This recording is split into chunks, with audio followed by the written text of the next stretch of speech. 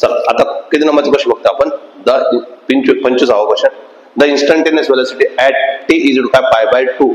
टीचे वाले त्यांनी दिले पाय बाय 2, टीचे वाले किती दिले त्यांनी पाय बाय 2 दिले, टीचे वाले त्यांनी दिले पाय बाय 2 आणि फंक्शन दिले तुम्हाला एक्स. एक्स इज इक्वल काय, एक्स इज इक्वल काय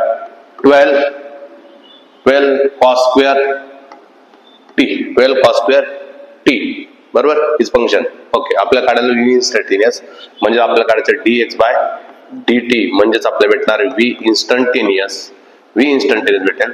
आपल्याला माहिती आहे हा 12 आहे, cos स्क्वेअरचं डेरिव्हेटिव्ह जसं sin स्क्वेअरचं काय तर 2 sin theta into cos theta. Similarly याचं पण काय बनणार आहे 2 sin थीटा म्हणजे sin t इंटू काय cos t, पण हा आन्सर येणार आहे निगेटिव्ह मध्ये कारण की cos स्क्वेअर फंक्शन आलेलं आहे. ठीक आहे, चलो 12 ऍज इट -24 झाला.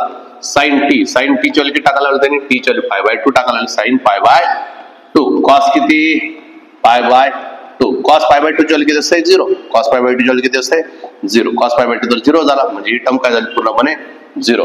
म्हणजे ऑप्शन नंबर काय तुमचा, ऑप्शन नंबर आहे तुमचा ए म्हणजे 0.